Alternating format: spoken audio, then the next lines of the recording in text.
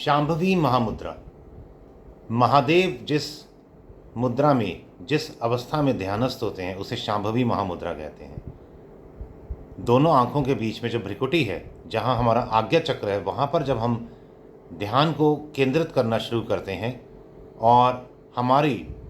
जो नेत्र है वह अर्धोन्मिलित होते हैं, आधे बंद आधे खुले, और दोनों आंखों की पुतलियाँ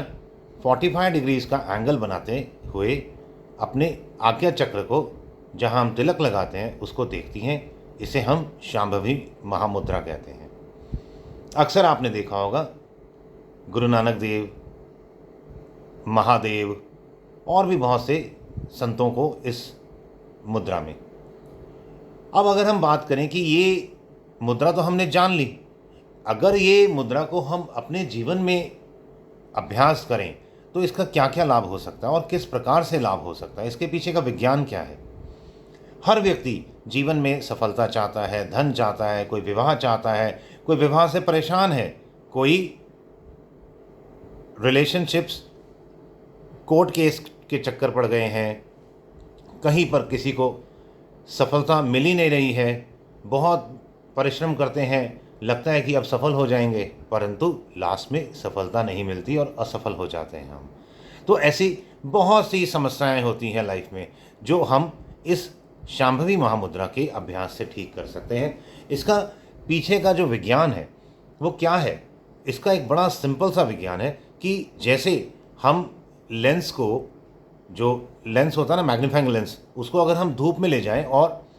कागज़ के ऊपर उसको रखें 6-8 इंचों पर, तो जो सन रेज हैं वो उस पर गिरेंगी, it will fall on the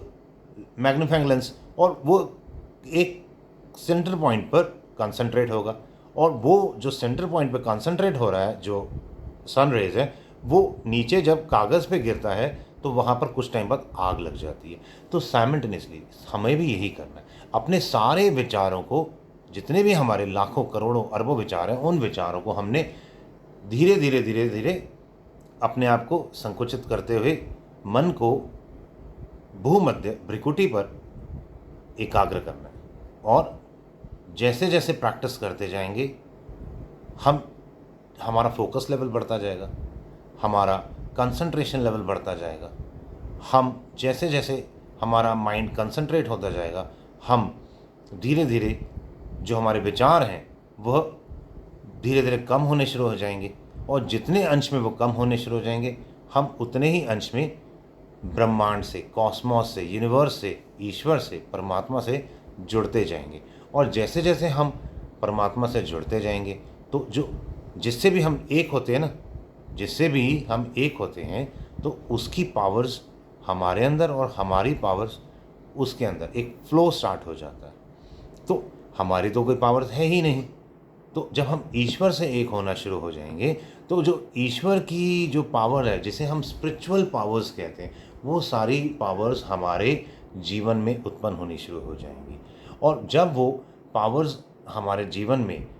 जब उन्हें अटेन करेंगे, हमारा फोकस लेवल, हमारा कंसंट्रेशन लेवल इतना बढ़ चुका होगा कि अब हम जिस भी व्यक्ति, वस्तु, स्थिति, परिस्थिति पे